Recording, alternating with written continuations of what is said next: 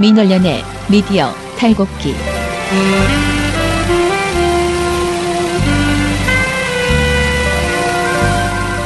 네, 민원연의 미디어 탈곡기 73화 시작하겠습니다. 네, 지난주에 이어서 김원경 사무처장님께서 또 한 번 유고 상태. 아니 그 파파이스에서 홍보해놓고 없어지고. 그러니까요. 네. 파파이스가 금요일날 방송이 나갔으니까 사람들이 많이 들으셨으면은 지금 오늘 방송을 이제 들으실 텐데. 그 유명한 김원경 사무처장님께서는 휴가를 가셨다는. 네. 네. 소개를 해야죠. 이런 날 또 소개를 해야 되는데 제가 자꾸 까먹네요, 제가. 네. 오늘 또 하루, 아마 내일까지, 네. 단순 청년회장에서, 권한대행으로. 무슨 권한대행인지 말하기 참 어렵네요. 사무처장 권한대행이라 그러면 이거는 완전 월권이니까. 이장 권한대행이다. 네, 이장 권한대행으로 올라선 이봉 활동가입니다. 축하드립니다. 네. 저는 분야회장 맡고 있는 배나은 활동가입니다. 네, 제가 내일 이틀 연속으로 아마 권한대행일 거기 때문에 이쯤 되면 시계를 하나 파도 되지 않나. 네, 이런 생각을 해봅니다. 네. 저희가 오늘 전해드릴 소식이 많아요. 민원연의 KM 되찾기 뉴스. 네, 오늘 또 지난주 금요일날 저희가 KBS MBC 노조 조합원 분들이랑 첫 번째 시민행동의 첫 번째 붉은 파티를 KBS 네네네. 앞에서 드디어 시작했습니다. 네. 그래서 오늘 또 KBS 새노조의 오태훈 부위원장님 모시고 이야기 나눠보겠습니다. 안녕하세요. 예, 안녕하십니까. 네, 반갑습니다. 저희 또 일주일 만에 다시 뵙겠습니다. 저희 민원연의 이봉호 그러네요. 활동가고요. 전 배나은 활동가입니다. 예, 안녕하세요. 네, 안녕하세요. 네, 부위원장님. 네네네. 네, 일단 이거부터 좀 여쭤봐야 될 것 같은데 일주일 사이에 고대영 사장님 얼굴은 좀 보셨습니까? 아니요, 일주일 동안 계속해서 저희들이 아침 저녁으로 만나보고자 여러 가지 노력들을 하고 있는데 네. 정말 잘 피해 다닙니다. 아까 지금 일주일 동안 또 한 번도 못 보셨다는 얘기가 되겠네요. 예, 그렇습니다. 네. 고대영 사장님이 참 그런 재주가 또 있는 줄은 저희가 몰랐습니다. 그리고 이제 9시 출근, 6시 퇴근이잖아요, 원래. 네네. 그러면 뭐 8시 한 반쯤 출근하신다거나 아니면 6시 한 20분쯤 퇴근하신다거나 이러면은 저희가 쉽게 만나볼 수 있는데 네네. 뭐 새벽같이 나오실 때도 있고 9시 넘길 때도 있고 또 4시, 5시 퇴근 시간이 정해지지 않아요. 혼자 유연근무제를 비밀 작전을 방불케 하는. 그리고 저희가 한 5시 반쯤 만나러 가면 근데 근무 시간이다. 이렇게 하는 것 근무 시간을 위반하는 행위다라는 공문 같은 거 보내고요. 네. 그래서 만나기가 쉽지가 않습니다. 네. 혹시 수배 전단은 나왔나요? 저희가 알기로 저 포켓몬 고처럼 말이죠. KBS 고대영 사장님 찾기 운동을 이제 벌이실 거라고 저희가 얘기를 들었는데 그건 어떻게 됐나요? 현재 지금 진행 중에 있고요. 네네. 뭐 여러 가지 이미지라든가 광고라든가 이런 것들은 지금 만들어 놓고는 있어요. 네. 그런데 이것을 바로 하려고 하다 보니까 좀 희화화하는 것이 아닌가라는 몇몇 분들의 좀 지적이 좀 있기도 하고 그래서 네네. 저희가 이왕 붉은 파티를 시작했기 때문에 희화하고 뭐가 상관은 없고요. 네. 조만간 아마 곧 시작하지 않을까. 네, 또 기대하겠습니다. 저희가 전화 연결하는 재미가 있겠네요. 그럼 그 얘기를 안 할 수가 없겠습니다. 지난주 금요일 날 첫 번째 시민행동과 함께하는 첫 번째 붉은 파티가 있었습니다. 어떻게 회사 내에서 어떻게 이야기는 어떻게 나오고 있나요? 반응이 어땠습니까? 예, 우선은 저희가 준비를 하면서 걱정을 참 많이 했었어요. 네네. 준비 시간이 우선 짧았고, 네. 두 번째는 그날 너무 더웠습니다. 맞습니다. 맞아요. 정말 더웠습니다. 영등포에 그날 체감 기온이 37도, 38도까지 올라가는 그런 날이었거든요. 네. 그래서 그 땡볕에 그 인도에서 또 앉아서 진행을 해야 되는데 얼마나 많은 분들께 참석을 해주실까 걱정이 많았었습니다만 예상보다 많은 분들께 참석을 해주셨고 한 200여 명이 오셨거든요. 네네. 예, 그래서 저희들로서는 상당히 감사하다는 말씀을 꼭 드려야 될 것 같고 처음이지만 이렇게 시작을 했으니까 이제 2회, 3회, 4회 정도 가게 되면 이보다 훨씬 많은 분들께서 함께 해주시리라 믿고요. 오랫동안 가는 것보다는 빨리 저희가 원하고자 하는 성과를 좀 이뤄내서 국민들께 좀 부담을 좀 덜어드리는 것이 더 좋지 않을까. 제발. 네. 근데 저희 민원연에서도 생각보다 너무 많은 분들이 와주셔가지고 사실 저희도 깜짝 놀랐습니다. 저희가 이제 모히또 음료하고 빙수 같은 것들을 준비를 해드렸는데 어떻게 좀 많은 분들께서 좀 즐거워하셨지 않았을까? 일단 저는 기대도 몹시 했습니다. 즐겼습니다. 고맙습니다. 근데 제가 듣기로는 그 준비하신 팥빙수가 동이 났다고 들었는데요. 맞습니까? 예, 저희가 네. 200인분 준비했는데요. 네. 다 와. 동이 났어요. 와. 네. 그 다른 네, 조합원 넉넉하게 분들은 어떻게 좋아하시던가요? 그럼요. 네. 그날 오신 분들은 아시겠습니다만 네. 가족과 함께 오신 분들도 많이 계셨고요. 네. 또 그리고 이제 자녀들과 함께 와서 아빠 회사에 이런 일이 있는데 이런 것들을 직접 보고 체험하게끔 함으로써 또 교육적인 효과도 올릴 수 있고 네. 상당히 좀 의미가 있었고요. 또 그날 가장 또 저희가 기분이 좋았던 것이 22일 당일날 아침에 서울 남부지방법원에서 의미 있는 판결이 나왔었거든요. 네. 맞아요. 그러니까 2014년에 세월호 참사 직후에 이제 당시 김한영 사장의 출근길 저지 투쟁을 벌였다가 9분이 중징계를 받았었습니다. 네네. 그런데 이것이 그날 당일 남부지방법원에서 징계가 무효다 이렇게 네. 판단을 하고 또 우리가 승소하게 되었기 때문에 그 의미가 더해져서 상당히 좀 기분 좋은 붉은 파티가 아니었나 싶습니다. 그 어떤 징계가 내려졌었나요? 총 9명이었고요. 네. 이제 3대 집행부였습니다. 저희가 4대고요. 네네. 3대 집행부에 권오은, 함철, 이렇게 여러 집행부들 포함해서 정직 4개월에서 감봉 5개월까지 9명이 징계를 받았는데요. 네. 이후에 조대현 사장이 왔는데 조대현 사장 당시에 이 징계를 내린 것입니다. 네네. 그래서 소송을 제기를 했고 법원에서는 아주 명확한 판결을 내려줬는데 네. 부실한 재난보도, 공공서비스 축소 등으로 사장 자체가 해임이 됐다. 네. 그런데 이것이 바로 이분들이 투쟁했던 저지 투쟁의 동기와 일치하는 것이고 네. 그리고 공정하고 중립적인 방송 보도를 촉구하는 의도에서 이러한 행위가 이루어진 것이며 네.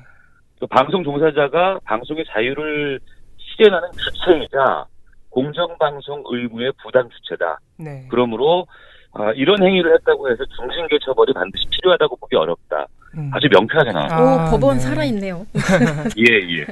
그게 최근에 보면은 우리 이제 KBS도 그렇고 MBC도 그렇고 우리 그 언론 노동자 특히 이제 노조원 분들이 소송을 제기하는 것마다 대부분은 승소하고 있거든요. 저희도 승률이 아주 높습니다. 네. 그래서 그런 걸 보면은 역시 법리적으로 따져도 KBS, MBC 사측의 어떤 징계나 해고가 지금까지 다 부당하다는 사실이 좀 증명되고 있는 것 같은데 사기가 좀 많이 올라가셨겠어요? 그럼요. 이런 거 나올 때마다 힘이 상당히 많이 들고요. 네. 무엇보다도 중요한 것은 저희가 이제 여러 가지 법의 테두리 안에서 싸우고 있지 않습니까? 네네네. 그리고 이제 그걸 지키려고 노력을 하고는 있습니다만 단순히 그냥 파업을 한다거나 저지 투쟁을 한다거나 이랬을 때 방송의 공공성, 공정성에 대해서 우리가 요구를 하고 주장하는 것이 법리적으로 받아들여지기가 쉽지 않은 것이 좀 많았었습니다. 네네. 그런데 최근에는 이런 것들이 다 인정을 받고 있는 것이기 때문에 훨씬 더 저희가 힘이 나죠. 네네네. 아무래도 앞으로의 이제 투쟁에도 그럼요. 동력을 제공하게 될 것 같은데, 네. 얘기 나온 김에 이제 앞으로 이제 파업도 저희가 듣기로는 예고가 돼 있는 걸로 알고 있고요. 예. 앞으로의 투쟁 상황을 조금 간략하게 말씀을 좀 해주시죠. 파업을 포함해서. 네. 우선 총파업을 저희가 지난해 12월과 올 2월에 두 차례 파업을 한 경험이 있습니다. 네네. 그렇기 때문에 이제 총파업 찬반 투표를 다시 한다거나 이럴 필요는 지금 없는 상황이지만 네. 아시는 분들은 좀 들은 적이 있으시겠습니다만 KBS에는 커다란 노동조합이 두 곳이 있거든요. 네네네. 기업별 노조인 KBS 노동조합 그리고 저희 언론노조 KBS 본부 두 양대 노조가 있는데 저희가 그냥 한다고 해서 되는 것보다는 두 노조가 같이 공이 들어가는 것이 더욱더 힘을 받지 않을까라는 생각이 있습니다. 네. 그래서 현재 지금 투쟁도 고대영 2인호 퇴진을 위한 KBS 비상대책위원회라는 임시기구를 만들어서 지금 하고 있고요. 네. 여기서 조만간 이제 파업에 대한 행동 지침이라든가 향후에 이제 절차들이 논의가 될 예정이고 네. 우선은 이제 그 파업에 들어가기 전에 분위기를 북돋는 여러 가지 장치들을 좀 해야 될 필요가 있다고 생각이 들고요. 네. 그리고 이제 또 국민들께 다가가는 노력들이 많이 필요하지 않을까 싶기도 합니다. 네. 그래서 이제 저희가 투쟁을 하면서 가장 아쉬웠던 것이 김장겸은 아는데 고대영은 모르는 분들이 네. 많이 계세요. 네. 예.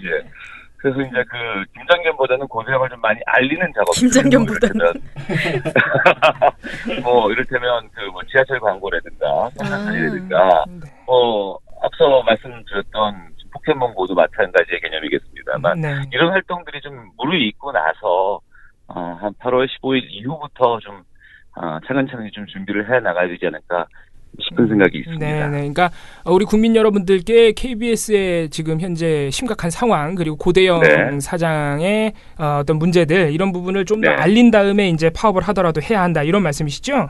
그리고 이제 지금 현재 이사회 구조가 KBS에는 11명이 있는데요. 네네. 현재 여당 이사가 4명밖에 없습니다. 네, 구조가 당장 고대영 당장 고대영 사장이 나간다고 하더라도 지금의 이사회 구조로는 새로운 사장을 모시고 오기가 쉽지가 않은 상황이에요. 맞습니다. 예, 그래서 이사회 구조를 좀 바꾸는 노력들이 병행이 돼야지만 현재 고대영 사장의 퇴진이 더욱더 힘을 받지 않을까 싶어서 그 계획들도 지금 준비를 하고 있는 상황입니다. 그 이사분들에 대한 홍보도 좀 필요하겠네요. 우리 저 붉은 파트에서도 그런 코너를 좀 마련해야겠다는 생각이 드네요. 이게 아주 중요한 내용인데요. 그러니까 사장이 물러난다고 하더라도 현재 이사회 구조로서는 바람직한 고용방송의 사장을 데리고 오기가 쉽지 않은 상황이거든요. 그래서 이사회 구조도 함께 바꾸는 노력들을 해야지만 고용방송이 다시 거듭날 수 있고 국민의 품으로 갈 수 있는 지름길이 되지 않을까 싶습니다. 네, 왜 이렇게 KBS 이사님들 중에 굉장한 분들이 있어요. 조우석 이사님, 정말 그분 정말 셀럽이죠. 유희선 이사, 이인호 이사장, 이런 분들은 상당한 분들이기 때문에 우리 노조에서 저희도 당연히 함께 하겠습니다만은 홍보가 좀 많이 돼야 될 것 같습니다. 예, 거기 차기환 이사라고. 맞네, 그분도 있네. 왜 빠뜨려? 분들도 있기 때문에 많이 알려야 됩니다. 차기환 이사는 세월호 참사에 대해서 정말 막말도 많이 하신 분이고. 그럼요. 부위원장님 마지막으로 하나만 더 여쭤보겠습니다. 이 부분이 상당히 좀 논란이 많이 됐었는데 지난 17일에 김부겸 행자부 장관이 고대영 사장하고 만나가지고 지금 갑론을박이 벌어지고 있습니다. 우리 KBS 노조께서 방문하기 전에도 비판을 하셨고 만나지 말라달라고 그리고 방문하고 나서도 또 성명을 내셨는데 제 행자부 쪽에서 해명 자료가 나왔더라고요. 이게 특정한 목적이 있는 게 아니라 의례적인 방문이었을 뿐이다. 이런 식으로 해명을 했는데 노조에서 어떻게 바라보고 계십니까? 우선 저희가 새 정권이 출범하고 나서 이제 장관들이 임명이 되면 이전에는 공영방송이라든가 언론사 사장들을 공공연하게 방문을 했다는 얘기를 들었습니다. 그런데 이제 이전에 MBC의 도정환 장관이 방문을 하려고 했다가 무산된 일이 있었거든요. 이번에 바로 직전에요? 거부를 한 이유 때문에. 근데 확인을 해봤더니 이미 KBS는 다녀갔다는 얘기를 들었습니다. 그러면은 알리지도 않고 방문을 한 건가요? 저희가 파악을 못했고요. 이제 방송 출연이라든가 이런 것들이 좀 자주 있기 때문에 그런 기회에 오셨다가 사장을 만나고 가시는 일들이 있어서 이런 것은 안 된다. 지금 언론 적폐 청산을 위해서 많은 사람들이 목소리를 높이고 있고 문재인 정부에서도 이 부분을 강조하고 있는 상황인데 새롭게 취임을 한 장관들이 그것도 저희가 언론 적폐라고 얘기를 하고 퇴진 투쟁을 벌이고 있는 그 당사자인 사장을 만난다는 자체가 아무리 의례적인 일이지만 이것은 바람직하지 않다고 저희들은 생각하고 있고요.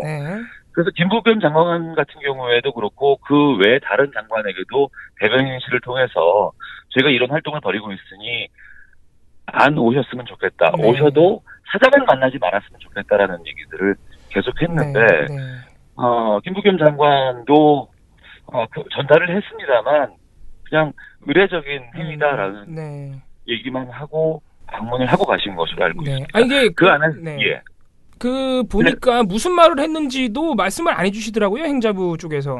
저희도 이를테면 나와서 만나서 당신 그만두십시오라고 얘기를 하기는 쉽지 않겠죠. 언론사 사장이라는 이유이기 때문에 또 빌미를 줄 수 있기 때문에 그래서 저희들은 만나지 않았으면 좋겠다고 얘기를 한 것인데요.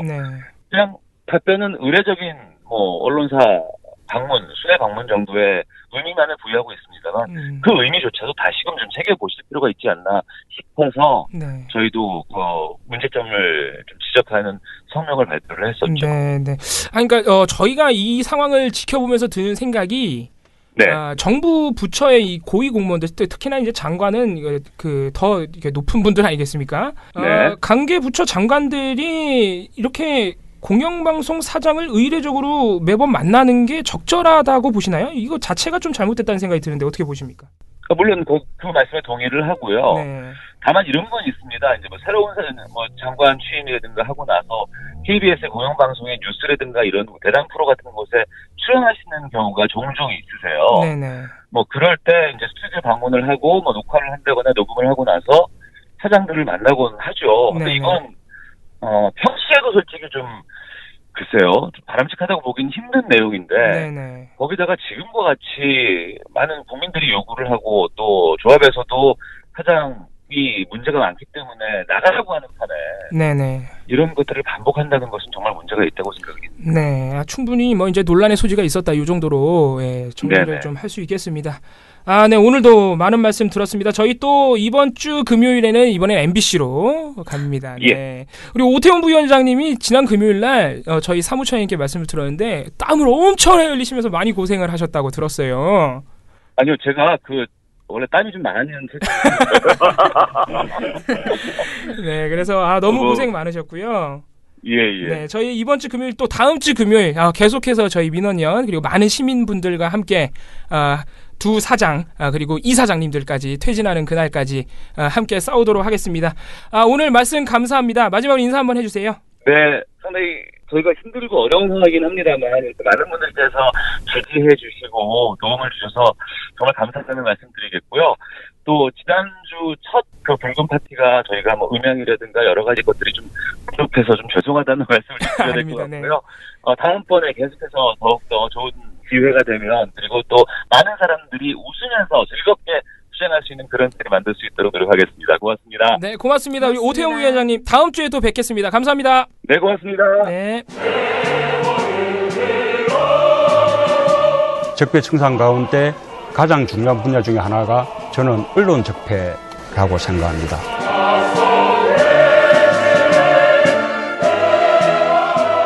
민원연에 대한 압도적 지지가 대한민국의 새 시작을 여는 힘입니다. 시민 여러분들의 힘으로 언론 교체 꼭 해내겠습니다.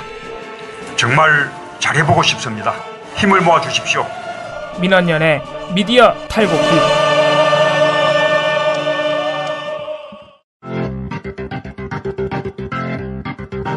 방송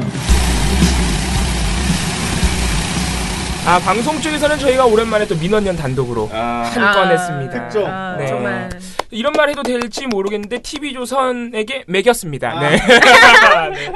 매겼어요. TV조선이 저희 보고서로 인해서 아무 말도 하지 못하고 보도를 삭제하고 스크립트만 수정하는 보도 영상을 삭제하고 오버 이거 방송 한번 해야 완전히 오보죠. 완전히 오보죠. 대형 오보인데 네, 이거. 대형 오보예요. 네. 이게 어떤 보도냐면은 7월 20일 TV조선 보도입니다. 20일 날 먼저 TV조선이 어떤 보도를 했는지 한마디로 요약해드리면 정부가 공공부문 비정규직을 정규직으로 전환하겠다는 계획을 발표했는데 네. 그렇게 하면은 연간 37조 원이 더 든다. 추가 비용으로. 엄청 많이 드네. 네. 추가 비용인 거죠? 추가 비용으로. 연간 37조 원 인건비만. 원래 드는 게 따로 있고 추가 비용으로 인건비가 37조 원이 더 든다고 보도를 했습니다. 딱 봐도 지나칠 정도로 많은데요. 정말 이상하죠. 자, 이 37조 원이 어떤 규모냐? 네. 지금까지 우리나라의 1년치 국방 예산이 한 39조 원 됩니다. 그러니까 비정규직 노동자들을 그것도 공공부문만 지금 전체 공공부문 비정규직이 한 31만 명 정도 되는 것으로 파악되는데 그분들을 정규직으로 전환하기만 하면 국방 예산만큼의 돈이 더 들어간다. 대박. 네, 엄청난 돈이 든다. 이거 도대체 무슨 일일까? 네, 결론부터 말씀드리면 3.7조 원을 37조로 잘못 보도한 거예요. 근데 이게 사실은 이런 보도가 왜 나오냐면은 상당히 무리한 보도인데 비정규직을 정규직으로 전환하는 이 노동 문제를 비정규직 문제를 무조건 비용으로 환산을 해서 야 이건 돈이 엄청나게 많이 드는 일이야 이런 식으로 몰아붙이려다가 이런 사고가 발생하는 거예요 사실.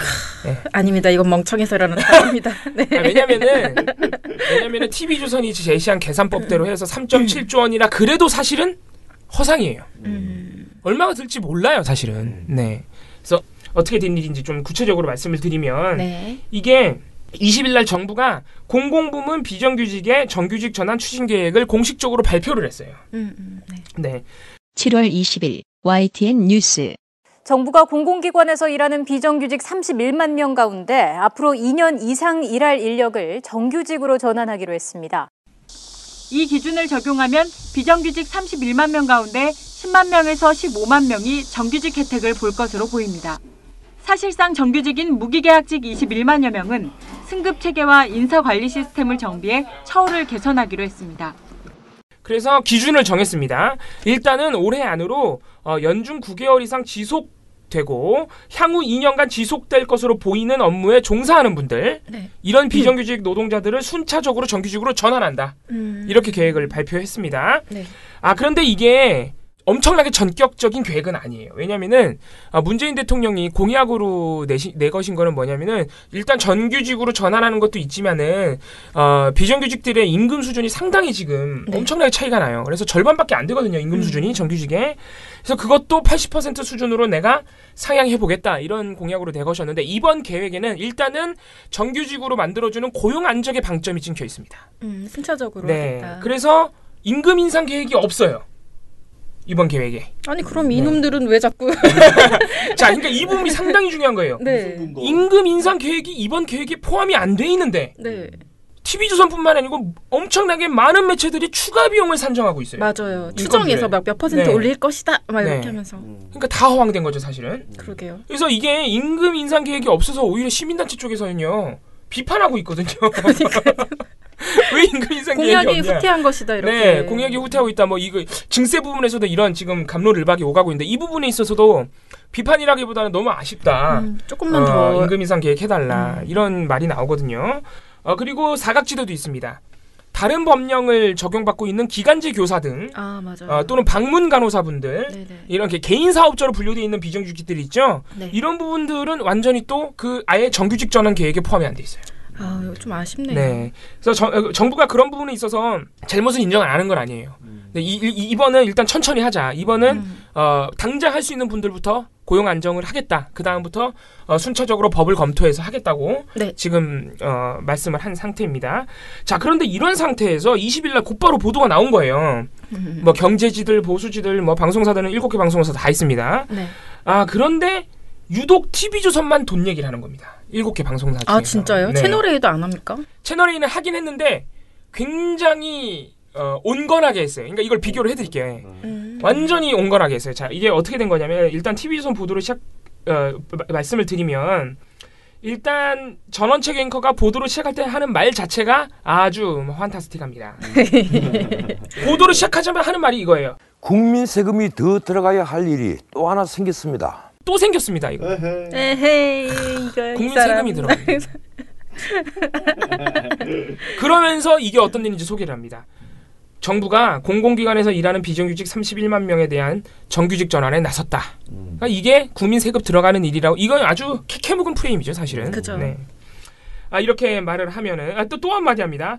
늘어나는 금년은 결국 국민 호주머니에서 나와야 합니다. 또 말해요. 참 사람의 감정을 건드리려고. 네. 근데 제가 아까 뭐라고 말씀드렸습니까?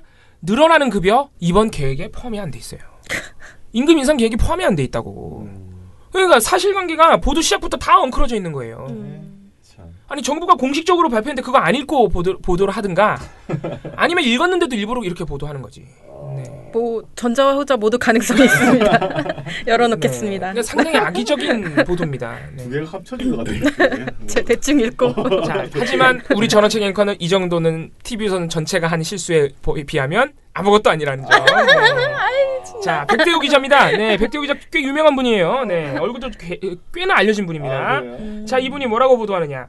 하지만 공공부문 31만 명을 모두 정규직화하거나 정규직에 준해 처우하면 세부담 증가를 피하기 힘들다는 분석입니다. 세부담 증가 또 나왔죠. 국민 세금이라 이겁니다. 네, 그러면서 심지어는 이런 우려도 덧붙입니다. 청년들 신규 일자리가 줄어들 거란 우려도 있습니다. 이거는 완전히 근거가 없어요. 왜 줄어든다고 말해요? 그런 근거가 없어요. 아니 이거는 TV조선이 근거를 말할 수가 없어요, 사실. 아니 그럼 이거는 그렇게 돈을 쓰면 천재 집안이 일어날 것이다, 뭐 이런 말이랑 똑같은 거 아닌가요? 맞아요. 네. 이게 청년 신규 일자리가 줄어들 것이라는 이 우려는요, 그 어디에도 근거가 없어요. 그러니까 TV조선이 근거를 말하고 싶어도 말할 수가 없지. 그건 진짜 생뚱맞은 문제인데. 네. 비정규직 전환이랑 청년 일자리는요 상관관계가 없어요. 아니 민간 기업이나 뭐 이런 데서 하는 거랑 무슨 상관이에요, 진짜 이게? 네. 이거 되게 이상한 우려예요. 내가 갖고 있는 고민을 다 여기다 다 넣은 거야? 이게 TV조선의 특징인데 그냥 일단 질러놓고 보는 거지. 맞아요. 근데 어떤 보도에나 세금과 청년 일자리는 다 들어가는 것 같아요. 거의 이거 데우스 엑스 마키나예요. 거의 다 찍어내리면 일단 깔고 가는 건. 네. 그래서 제가 볼 때는 자기네 뉴스를 아무도 안 본다는 생각에 의해서 그냥 계속 이렇게 하는 것이 아닌지. 예전 온 거 안 지우고 그냥 제목만 봤구나. 네. 자, 그 다음에 이제 대망의 대형 참사. 자, 이어서 백대호 기자가 이렇게 말을 합니다. 1인당 참 구체적으로도 했어 이 오버를. 수식만 말하지 않았어도. 네. 1인당 월 100만 원을 더 준다고 가정할 경우 연간 약 37조 원의 비용이 더 듭니다.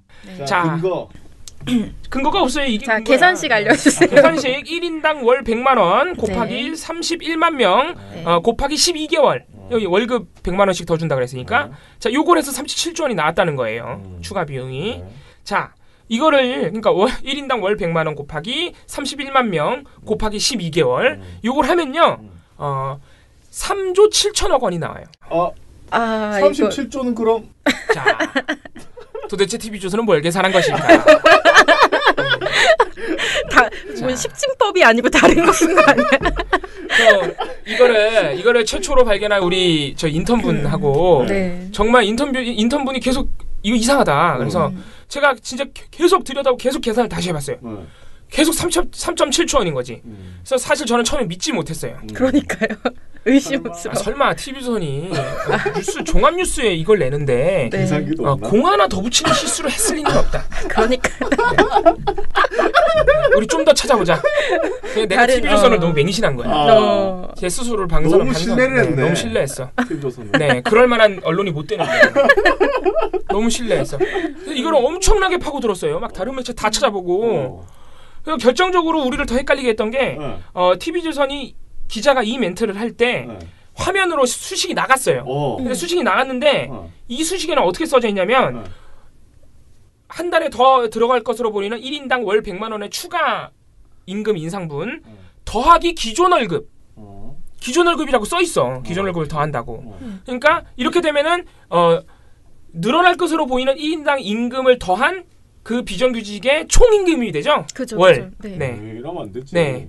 총임금 곱하기 31만 명 곱하기 12개월을 한 거예요. TV조선이 화면상으로는. 그러면 37조 원이래. 네, 그게 조선일보에도 그런 조선일보에 이렇게 나와요. 나갔죠. 네. 자, 이것도 말이 안 돼. 이것도 우리가 여러모로 파고 들어봤는데 이것도 말이 안 되는 게 이렇게 보도하려면요. 그러면 그 31만 명의 비정규직들이 지금 받고 있는 기존 월급이 얼마인지 명시해줘야 돼요. 그래야 37조 원이 왜 나왔는지 우리가 검토를 해볼 거 아니야. 검증하는 입장에서. 그리고 굳이 우리처럼 검증을 안 해도 그 독자나 시청자들이 어떻게 나온 결과인지 보일 거 아니에요. 근데 그 기존 월급이 얼마인지 말을 안 해줘. 제가 볼 때 조선일보도 아마 그럴걸요? 조선일보도 기존 월급은 말을 안 해주던데 적어도 TV조선처럼 증가분이 37조라고 말하진 않아요. 그러니까 이렇게 되면 근데 사실 그러니까 TV조선이 화면으로 낸 거는 조선일보 보도를 가져왔을 가능성이 좀 있는데 둘 다 말이 안 된다는 거예요. 그죠, 기존 월급이 얼마냐 이거죠. 어떻게 하면은 그러니까 37조 원이 나온 근거를 밝혀야 돼요. TV조선. 이건 해명을 해야 돼요. 보도를 지울 게 아니라.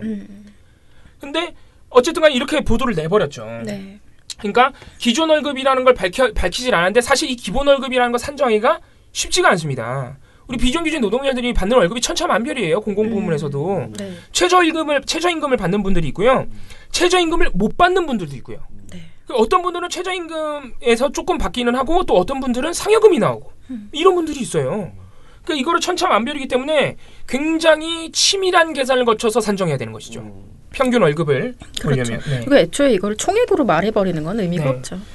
그러니까 이렇게 자꾸 돈으로, 그러니까 저희가 말씀드리고 싶은 거는 돈으로 이렇게 환산하는 것 자체가 상당히 허황된 거라는 거예요. 그렇죠, 그렇죠. 아까 말씀드렸지만 임금 인상 계획안이 없어서 욕을 먹었다고요, 정부는. 그러니까 조선일보가 그 37조를 산정하는 기준에는 일단 지금 공무원 월급을 최저임금 그 인상률에 맞춰서 일단 한번 올려요. 그리고 그 올린 금액에다가 여태까지 공무원 그 임금이 올랐던 평균 퍼센테이지 증가분 그거를 산정해서 이렇게 올린 거예요. 되게 많이 오르잖아요. 야, 그러면은 기준 월급 자체가 엄청나게 상향이 돼 있겠는데. 그런 식으로 이렇게 올려서 나온 게 37조기 때문에 그건 그냥 언제나 하는 개소리다. 이게 더 그럼 이거는 더 나쁜 거예요, 사실은. 그러니까 이건 기존 월급 자체도 완전히 다 예상치잖아요, 예상치. 그러니까 이런 프레임 자체가 돈으로 자꾸 환산하는 프레임 자체가 상당히 잘못된 겁니다. 도대체 월 100만 원 올려준다는 거는 무슨 근거로 산정한 거예요? 이것도 이상한 거예요. 그러니까 그 이기 월 100만 원이라는 게 아마 지금 여태까지 나왔던 평균 인상률 그거를 뭐 이렇게 해서 평균 인상률은 정규직 기준으로 한 거야 그럼?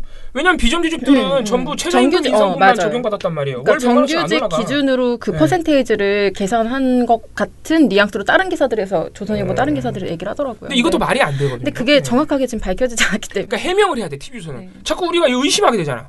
근데 사실 이건 되게 쓸데없는 의심이에요. 보도 자체가 말이 안 되기 때문에. 시간 낭비했네. 아무튼 간에 어떤 식으로 해봐도 계산이 안 나오는 거예요. 아무리 해봐도. 그래서 결국은 야 이거는 정말 믿을 수 없지만 대한민국 언론이 그것도 방송사가 심지어는 의무전송되는 이게 얼마나 욕 나옵니까? 의무전송 지금 의무전송이라는 특혜를 받고 있는 TV조선 종편 아니에요. 그런 방송사가 0을 하나 더 붙이는 진짜 0을 하나 더 붙인 실수를 한 게 확실하다 해서 저희가 보고서가 나갔습니다. 네. TV조선에 계산기 하나 사줘야겠어. 네, 진짜 계산기 사줘야 돼요. 네. 계산기 사줘도 계산 못하는 사람 좀 못해요. 숫자로 잘 못 보면 제가 사실 좀 그렇거든요. 자, 저희가 이 보고서가 토요일 오후에 나갔습니다. 토요일 오후 1시쯤에 나갔고 발표가 됐고 토요일 내내 보도가 수정이 안 되더라고요. 제가 계속 확인했거든요. 야 이것 봐라. 저는 이때 토요일날 발표할 때는 이미 확신이 서 있었기 때문에 얘네가 이 보도에 관심이 없나 보다 이렇게 생각을 했는데 심지어 일요일 아침까지도 수정을 안 했습니다. 제가 근데 오늘 아침에 와서 확인해 보니까 보도 영상을 삭제하고 스크립트만 3.7조 원으로 고쳤습니다. 이거 놀려주고 싶다. 네. 놀려야 된다 이거는. 자, 다시 한번 말씀드리지만은 언론사들이 보도를 수정할 때 특히 종합뉴스 보도는 무조건 포털에 올라가거든요. 지금 아마 포털에서는 그냥 내렸을 거예요. 검색을 해보니까 안 나와. 네, 안 나오거든요. 그러니까 이거 저희가 저번 주에도 말씀드렸지만 보도 수정할 때 반드시 이력을 공개하게끔 해야 된다. 이거 진짜 어마어마한 실수거든요. 네. 거기 댓글이 아직 남아있나? 댓글도 지워져요? 제가 볼 때는 포털에서 아예 삭제한 것 같아요. 다시 한번 검색해봐야 되는데 일단 안 나와요. 안 나와서. 그래서 아무튼간에 TV조선이 오보를 인정한 겁니다. 네, 하지만 이런 실수는 두고 놀림거리가 된다. 네. 제가 볼 때는 이거 저 심의 넣을 거거든요. 심의를 넣어서 이건 강력하게 법정 제재가 나와야 돼요. 네, 이거 법정 제재 안 나오면은 뭐. 네, 이거는 지금 그러면은 얘네가 지금 이게 20일이니까 목요일 보도란 말이에요. 그럼 도대체 며칠 동안 목금 토일 4일 내내 국민을 속인 거죠. 어이없는 실수로. 그치. 의도했다기보단 이건 멍청해서 속였다. 멍청해서 실수했다. 30조 넘게 오차가 나잖아. 30조 넘게. 10배예요, 10배. 아까 말씀드렸지만 1년치 국방 예산이 39조 원입니다. 나라 2번 지킬 뻔했네. 네, 그것도 비정규직, 정규직 전환하다가 나라로 2번 지킬 뻔했어요. 대단한 분들이에요. 네. 그래서 저희가 이거를 막 계산해 보다가 아무래도 공을 하나 더 붙인 것 같아서 저희가 타매체들이 과연 이거를 비용을 TV조선처럼 비용 문제로 환산을 하는가 한번 봤죠. 역시 경제지들이 이걸 생각보다 다른 매체들은 이렇게 막 돈으로 막 환산하진 않았어요. 그러니까 종합일간지들은 네, 종합일간지들. 왜냐면 조선일보, 동아일보는 했어요. 근데 동아일보랑 채널A는 완전히 뉘앙스가 달라요. 그러니까 어떤 식이냐면 일단 말씀드리면 자 TV조선이 어떤 식으로 계산인지 다시 한번 확인을 해드리면 일단 돈을 계산할 때 그 대상이 되는 정규직 전환 노동자 수를 31만 명 전체로 산정했어요. 이거부터가 잘못이에요. 이거부터가. 그러네요. 네. 다 똑같은 잘못을 하고 있네요. 네, 31만 명으로 추산을 했는데 자 이거 다른 매체들 매일경제가 똑같이 31만 명으로 추산했고 채널A 동아일보는 정부가 이번에 발표하면서 낸 기준에 맞는 노동자들만 해서 16만 명으로 산정했어요. 이건 정부가 발표한 그 수치를 그대로 인용한 거예요. 완전히 다르죠. 반토막 났죠. 일단 대상 수가. 그리고 한국경제는 이번에는 산정하지 않았어요. 이번 발표 났을 땐. 근데 한국경제는 취임하자마자 문 대통령이 취임하자마자 인천공항 갔죠. 네. 그때 정규직 전환하겠다고 발표했죠. 네네. 그래서 한국전지가 그때 빠르기도 해. 그때 이미 보도를 냈어. 지금 비정규직이 30여 명 정도인데 지금 정부가 검토하고 있는 상황으로 봤을 때는 12만 명 정도가 아마 연내로 정규직 전환될 것 같다. 참 빨라요. 역시 빠르다. 예. 그러면서 그때 이미 산정을 해놨어 한국경제는. 자 말씀드렸지만 이런 거 자체가 아니 아무 계획도 안 나왔는데 왜 돈을 먼저 계산해나. 망상. 네. 12만 명. 그래도 TV조선처럼 31만 명 전체를 하진 않았다. 네. 네. 그 웃기죠 근데. 아무튼 이런 식으로 찾아보면 웃기보도 되게 많아요. 네. 자 이거는 더 재밌는데 조선일보 TV조선 자매사인 조선비즈 네. 다 양심 있습니다. 그래요? 정부 기준에 맞는 16만 명만 대상으로 삼았습니다. 네. 품격 있네요. 우린 경제지라 이거지. 그리고 우린 계산도 안 틀린다고. 경제지니까 숫자에 민감해. 나름 경제지라 이거예요. 근데 이렇게 보면은 이미 대상으로 삼고 있는 정규직 전환 대상 숫자부터 틀렸다. 네, 그리고 연간 인상되는 1인당 임금 인상분 이거 TV조선은 100만 원으로 계산했죠. 이거 매일경제는 TV조선이랑 아예 보도가 똑같아요. 어디 베껴 쓴 것처럼 똑같습니다. 네. 채널에는 이거는 산정을 안 해요. 월 100만 원 인상 이런 거 아무 데서도 수치가 없거든. 안 하는 거예요, 그러니까. 그쵸. 제시 안 합니다. 제시 안 하고 한국경제는 월급으로는 계산 안 하고 얘네도 좀 이상한데 연봉으로 1인당 1,000만 원 인상될 때 3,000만 원 인상될 때를 따로 이렇게 산정을 했어요. 이것도 말이 안 돼요. 네, 정말 무의미한 행동이네요. 왜? 야, 정규직 전환되는데 한 명이 연봉이 3,000만 원 인상된다? 이상하지 않아요? 말도 안 되는 거 아니에요? 그 안에 뭐가 들어있는 거야 대체? 몰라 그런 거 없어. 되게 좋은데? 네. 조선비즈는 더 이상합니다. 1인당 연봉이 4,000만 원 인상되는 것으로 산정을 했어요. 네. 분명히 쟤네도 비정규직을 쓸 거란 말이죠. 네. 그러니까 천차만별인데 다들 이상하다. 뭐지? 아무튼 이상합니다. 자, 근데 더 놀라운 사실은 TV조선이 워낙 그 대상수를 키워놨기 때문에 네. 그리고 말도 안 되는 계산을 했기 때문에 그래서 결과를 말씀드릴게요. 결과를 TV조선 결과적으로 연간 37조 원이 연간 37조 원이 더 든다고 계산했고 매일경제가 똑같이 37조 원이 나옵니다. 야, 미치겠다. 참고로 매일경제는 아직도 기사를 수정하지 않았습니다. 미치겠다. 속상해. 아니 이거 매일경제도 다 그 곱하기 잘못한 거예요? 베껴 쓴 거지. 자기네 스스로 네. 계산을 했으면 이렇게 나오지 않았겠죠. 나올 리가 없어요. 자 그리고 채널A는 연간 0.8초 원 그러니까 8천만 원 정도 더 들 것이다. 완전히 온건하게 8천만 원? 8천억 원. 8천억 원. 네, 8천억 원. 그러니까 이거는 굉장히 살살한 거예요. 이게 사실 5년간 4조 원 정도 더 들어갈 것으로 예상을 했어요. 그러니까 이거는 약간 계산이 있는데 매일 그 채널A랑 동아일보는 임금을 계산하지 않았어. 임금을 계산하지 않고 이번에 정부가 뭐라고 발표했냐면 이거 딱 정부 안을 그대로 따라가. 이게 사실은 그러니까 돈을 계산하고 싶어도 그렇게 하는 게 맞는 거지. 정부는 이번에 임금 인상을 발표를 안 하고 상여금이나 추가로 들어가 이렇게 상여금뿐만 아니고 이렇게 월 임금 이외에 들어가는 뭐 이렇게 처우 비용들이 있잖아요. 우리도 뭐 이렇게 직급 비용 같은 거 붙잖아요. 네. 그런 거는 정규직들이랑 비슷하게 할 수 있도록 노력하겠다고 발표했거든요. 채널A 동아일보는 그것만 계산한 거야. 그러면 한 8천억 원 정도 연간. 그래서 5년간 4조 정도 더 들어가지 않겠느냐. 이 정도로 계산했어요. 한국경제 1인당 연봉 1,000만 원 인상되면 1.2조 원 연간. 1인당 연봉 3천만 원 인상되면 연간 3.6조 원이 더 들어갈 것이다. 네. 1,000만 원도 웃긴데 3천만 원 진짜 황당하네. 네. 아무튼 간에 멋대로 넣으려고 해요. 근데 이렇게 그러니까 3천만 원이 인상된다 해도 37조 원 같은 어마어마한 돈은 안 나온다는 거예요. 어쨌든 충격적이네요. 네. 자, 조선비즈가 그나마 가장 큰 액수가 나와요. 연간 6.4조 원. 6.4조 원. 네, 왜냐면은 연봉을 4천만 원 인상된다고 계산했잖아요. 이분들. 네. 아무튼. 근데 아무리 해도 37조 원은 나오지가 않는다. 4대강을 몇 번 만들 수 있는 거야. 4대강 1.5번 만드네요. 아무튼 그래서 이런 어마어마한 실수를 해서 참 진짜 이거는 사실 굉장히 통탄을 금치 못할 일입니다. 언론사가 그것도 의무전송되니까 온 국민이 볼 수 있는 방송사라는 거예요. 지상파나 다름없는 서비스를 하고 있는 방송사가 이런 어이없는 실수를 해서 약삭 빠르게 영상을 지우고 약삭이 그리 빠르지도 않았어. 4일간이나 보도를 노출했으니까. 우리 거 보고. 네. 그러니까 이거 100% 민원연 보고서 좀 돌았어요 지금. 네. 지금 트위터에도 한번 돌았고 해서 TV조선이 민원연 보고서에 조금 민감하기 때문에 보도를 곧바로 삭제를 했습니다. 창피한 줄 아셔야 됩니다. TV조선 보는 데가 민원연밖에 없기 때문에. 네, 그래서 창피한 줄 아셔야 돼요. 네, 의무전송. 애독자의 분노. 네. 나오지도 않은 돈 가지고 난리치지 말고. 곱하기나 잘하던데. 네. 아무튼 TV조선의 어마어마한 오보. 네. 민원연이 정정하게 만들어요. 정정도 아니야. 이거는 사실 정정도 아니고, 네, 야비하게 지우게 만들었습니다. 네.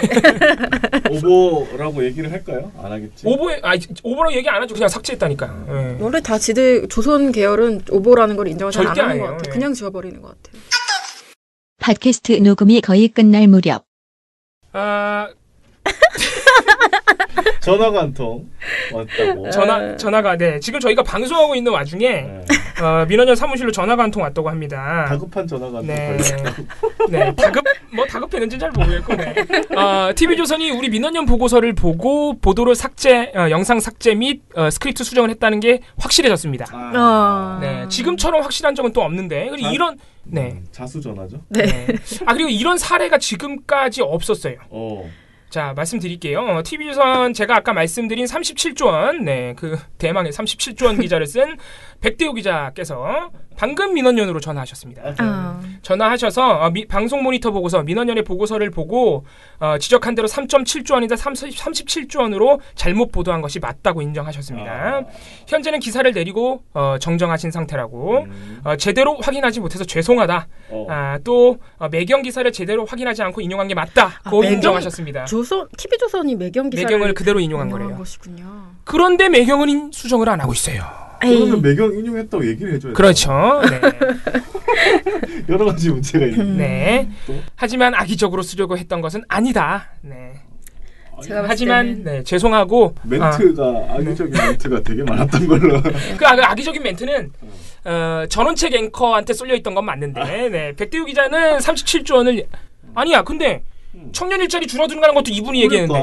그러니까 제가 봤을 때는 이게 우리가 분명 걸 거잖아. 네, 걸 거니까 심의 걸 거니까. 걸 거니까 우리는 공식적으로도 사과를 하고 막 이렇게 했다는 걸 좀 얘기하려고 그러는 거 아니에요? 민원연에 사과를 해요? 그렇죠.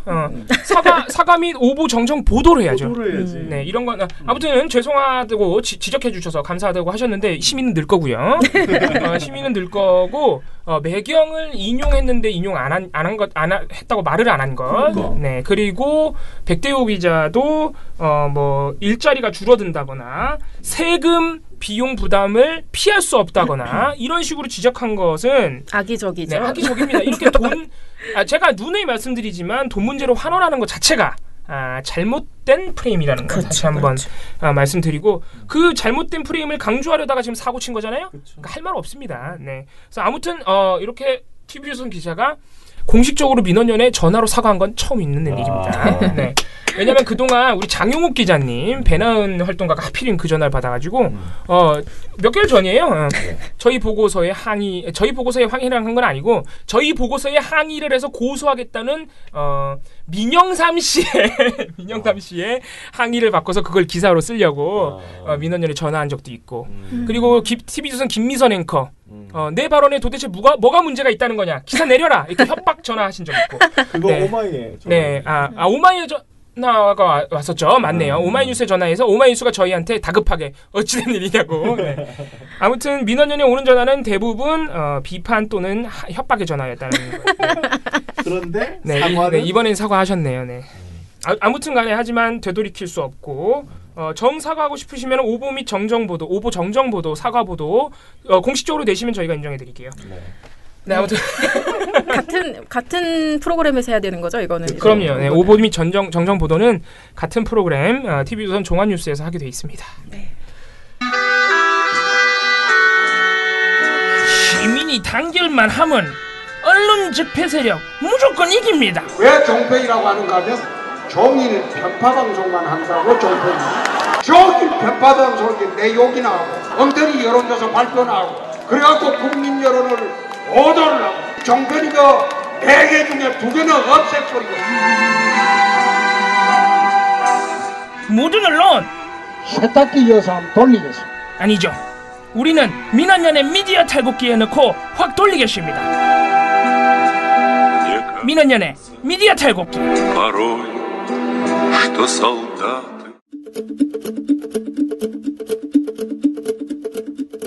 신문.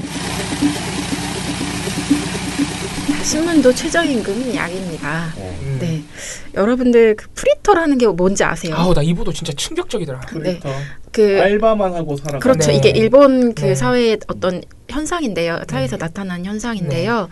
그러니까 정규직으로 직업 취업 전선에 뛰어들지 않고 그냥 나는 시급을 받는 알바로만 생활을 유지하겠다라고 선언하고 그렇게 생활을 하시는 분들을 프리터라고 부릅니다. 근데 이 프리터에는 자발적인 프리터가 있고요. 비자발적인 프리터가 있어요. 자발적인 프리터는 말 그대로 취업을 할 수 있고 뭐 그런 게 다 있는데 다 걷어차고 그냥 나는 정말 삶의 어떤 방식으로 이 프리터라는 걸 택하는 경우고요. 다른 하나 비자발적인 프리터 같은 경우는 취업을 해야 되는데 취업이 안 되니까 그냥 어쩔 수 없이 알바로 생계를 유지하는 경우. 요게 이제 비자발적인. 우리나라 대부분의 청년들이 사실상 비자발적인 프리터가 돼 있죠. 지금. 그렇죠. 그렇게 분리가 일단 돼 있다는 걸 먼저 말씀을 드릴게요. 자, 21일 날 조선일보가 이면에 어떤 보도를 내놓느냐. 제목이 최저임금 오른다는데 그냥 알바로 살까 봐요. 아, 이거 진짜 대박이야, 이거 진짜. 네, 이 기사는 무려 4명의 기자가 함께 붙어서 작성한 기사인데요. 나름 특집 기사 같은 거예요. 네, 그러니까 2명의 정규직 기자와 2명의 인턴 기자가 함께 만들어낸 기사예요. 근데 인턴 기자가 함께 했다는 게 더 놀라운 거예요. 네, 그것도 충격적이죠. 근데 이 기사는 무슨 말을 하고 있느냐. 최저임금이 오르면 알바만으로도 월 200만 원 가까운 돈을 벌 수 있으니 정규직과 임금 출발선이 비슷하다. 그러니까 사람들이 아르바이트에만 몰려서 고용시장뿐 아니라 사회 경제 전반에 부정적인 영향을 미칠 것이다. 이게 이 기사가 하는 개소리입니다. 자, 제가 물어보고 싶은 거는 아르바이트라는 게 100% 비정규직이라는 걸 얘기합니까? 그렇게 얘기하지 않습니다. 뭐라고 얘기합니까? 알바는 100% 비정규직인데. 아니, 그러니까 비정규직이란 표현을 쓰진 않는데요. 여기에 보면 그런 부분들이 나와요. 그러니까 사람들이 인터뷰를 한 익명의 어떤 이 세상에 실존하지 않는 것으로 추정되는 어떤 상상 친구로 추정되는 어떤 분과 인터뷰를 하는데요. 네. 아르바이트를 하면 자유로우니까 공무원 뭐 그거 하느니 돈 똑같이 받으면 그냥 민원 업무 민원 창구에서 하느니 그냥 아르바이트 하는 게 낫지 않을까? 라고 말하는 뭐 그런 따옴표 보도가 있는데요. 돌아버리겠다 진짜. 자신 있으면 실명 걸어라 진짜. 네. 여러분들 일단 제가 질문을 하나 드리고 싶은 게 뭐냐면 자, 일단 아르바이트 여러분들이 하루에 8시간 주 40시간을 근무해요. 그걸로 유급 주휴수당 포함해서 157만 원을 받는 아르바이트가 이쪽에 있고요. 다른 한쪽에 9급 공무원인데 1호봉 152만 880원을 받는 그러니까 직급보조비를 포함한 거고 수당은 제외한 거예요.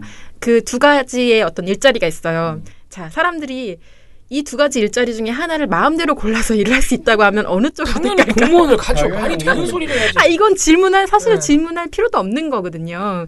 근데 조선일보는 이 두 개를 이렇게 놓고서 공무원 민원 업무 그렇게 보느니 돈 조금 더 받을 수 있으니까 자유로운 아르바이트를 하고 싶다는 사람의 익명의 목소리를 전달하고 있는 거죠. 제정신이 아닙니다. 야, 진짜 대박이다.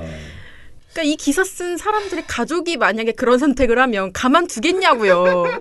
아니 이 인턴 기자분들은 본인들은 그럼 어떡할 건데? 그러니까 본인은 계속 인턴 기자로 살 거야? 그러니까 막 조선일보에서 하다가 동아일보 갔다가 최저임금 올랐으니까 나 계속 자유로운 인턴으로 살 거야. 아니, 인턴은 자유롭지 않아. 2년 지나면 잘려. 2년도 아니야 인턴은. 그게 아니니까. 심지어 이 공무원 월급을 비교할 때 수당하고 연금 죄다 무시하고 그 기본급에다가 직급수당만 더해놓고 그렇게 비교하는 것도 일단 말이 안 되지만 말이 안 되는 것이기도 하고요. 그리고 사람들이 사실 공무원 쪽을 택하는 건 자유에 대한 가치를 낮게 평가해서 그런 게 아니라 실제 아르바이트가 자유롭지 않기 때문이죠. 그 삶의 조건이 너무 나쁘죠. 네.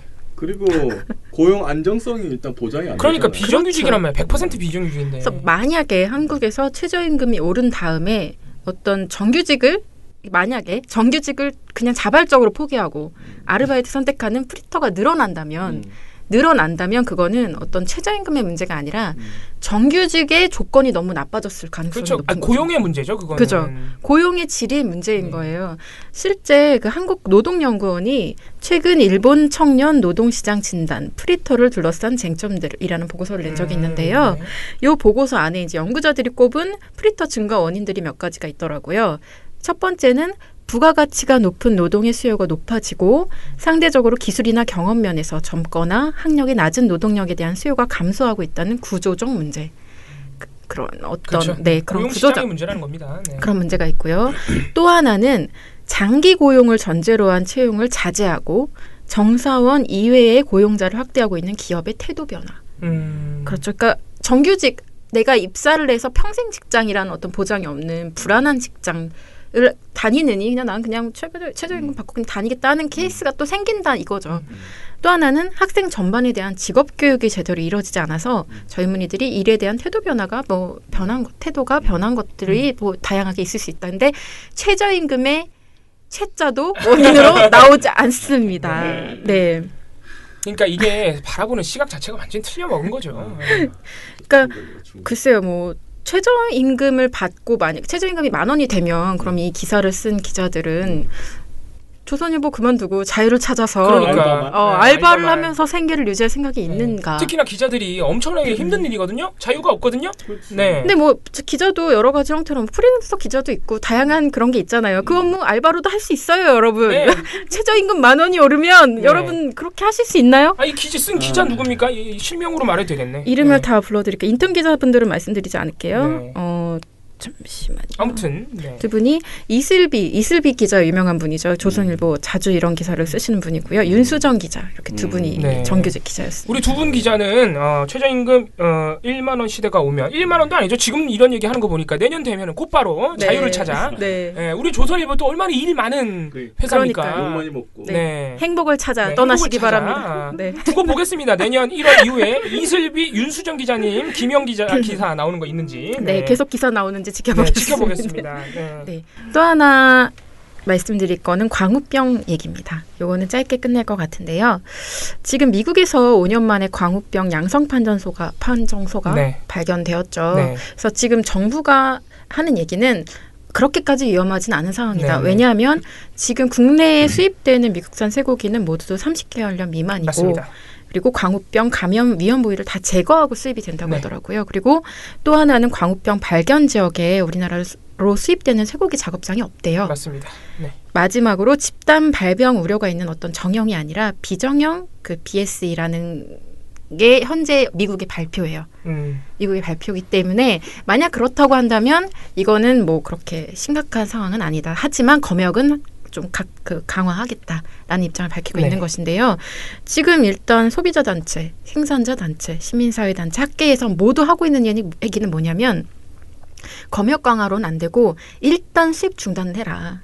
일시적으로라도 중단을 하고 이게 정말 그 미국이 발표한 그 사안이 맞는지 좀 더 구체적인 감염 경로나 이런 것들을 파악을 해야 된다라고 얘기를 하고 있는 거예요. 근데 실제로 지금 미국산 쇠고기 및 쇠고기 제품 수입 위생 조건 부칙 6조에 따르면 한국 정부가 건강 및 안정상의 위험으로부터 한국 국민을 보호하기 위해서 수입 중단 등 필요한 조치를 취할 권리가 있어요. 그러니까 우리가 맞습니다. 원래 행사할 수 있는 권리인 맞습니다. 거예요. 그래서 그걸 행사하라고 요구를 하고 있는 것이고 정부는 이게 어쩐 또 외교적인 마찰이 있을 수도 있으니까 고민을 하고 있는 지점인 것 같습니다. 도대체 이거를 어떻게 잘못 보도할 수 있지? 근데? 잘못 보도한다기보다는요. 보도를 안 해요. 자기들한테 불리한 이슈는 안 하는 그거구나. 유일하게 안 한 곳이 한 곳에 있는데. 조선일보겠죠?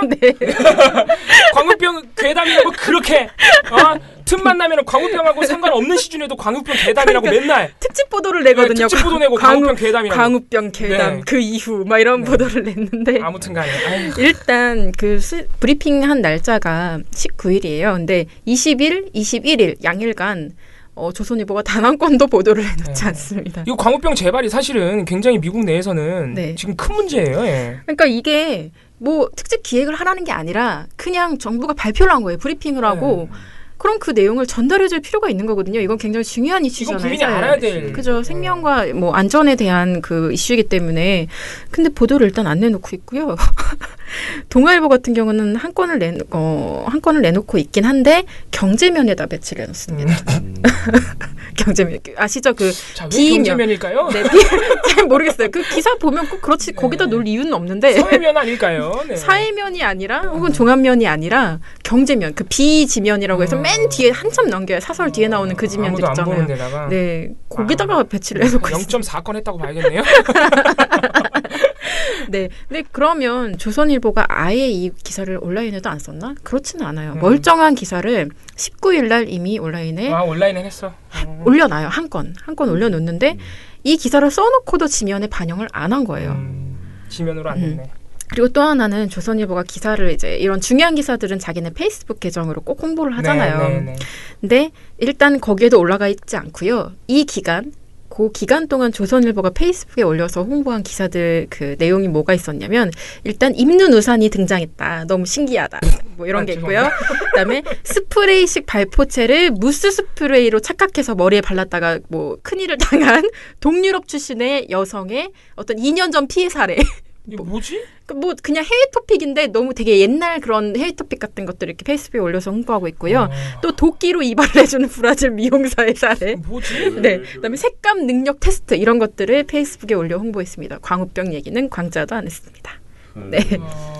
또 하나 동아일보랑 한국일보 같은 경우는요. 보도가 있기는 한데 그냥 그야말로 정부 주장만 보도자료처럼 받아 쓴 보도예요.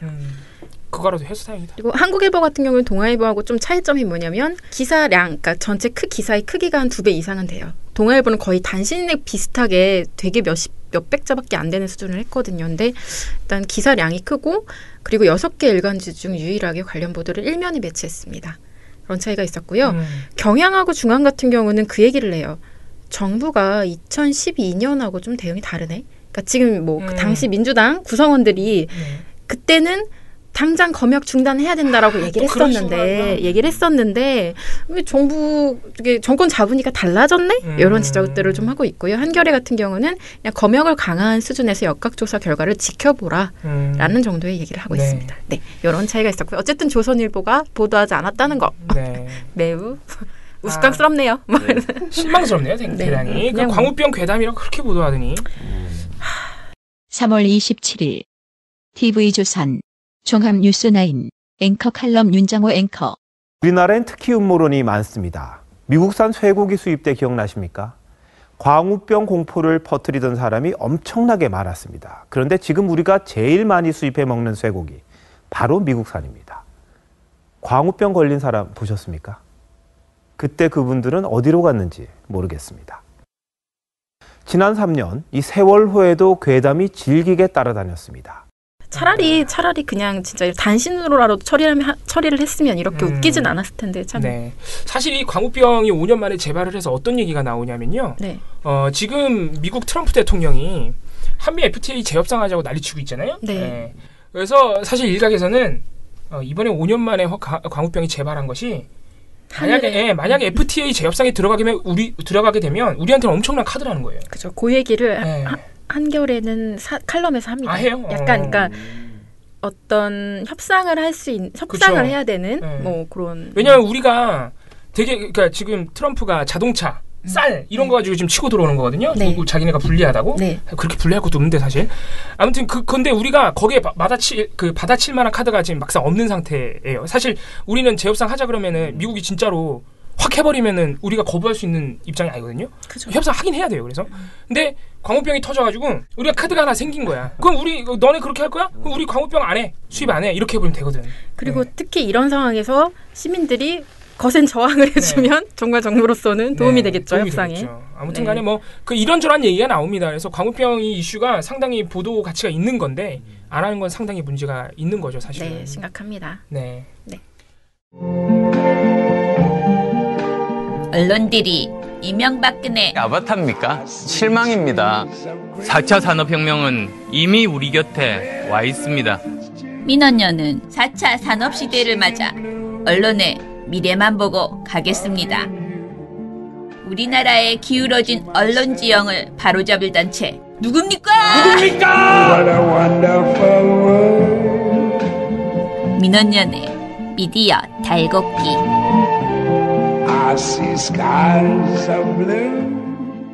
네, 오늘 아주 알찬 방송이었습니다. TV조선 매겼고요. 네, 우리 조선일보가 또 광우병에 선별적으로 대응하는 모습. 지금 안 보인다 이렇게 했다는 거. 선별적으로 대응하는 모습도 확인했고요. 아무튼간에 오늘 참 재밌네요 방송이. 네, 그리고 우리 KBS 오태훈 새노조 부위원장님까지 만나봤습니다. 네. 내일은 또 MBC, MBC 허유신 홍보국장님과 또 전화 연결이 예정되어 있습니다. 내일도 또 알찬 방송 준비하겠습니다. 민원연 미디어 탈곡기는 내일도 열심히 털어드리겠습니다. 탈탈탈.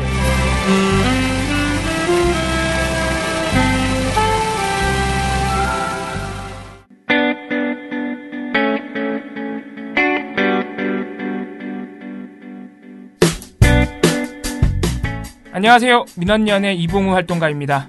우리나라에서 언론의 문제는 민주주의의 문제입니다. 독재와 부패 기득권을 대변하는 언론들은 아직도 살아있습니다. 민주주의의 문제는 곧 우리 삶의 문제입니다. 사주의 입장을 반영한 권력의 욕심을 투영한 언론, 이들을 감시하려면 전문성과 꾸준함 그리고 투명함이 기초되어야 합니다. 민원연은 1984년부터 시민단체로서 언론을 감시해오고 있습니다. 민주언론 시민연합은 여러분의 소중한 후원으로 투명하게 운영됩니다. 민원연 후원으로 언론을 감시하고 견제하는 활동에 힘을 보태주세요. 민주언론 시민연합은 여러분의 소중한 후원으로 투명하게 운영됩니다. 회원 가입 및 후원 문의 전화번호는 서울 전화 02-392-0181입니다.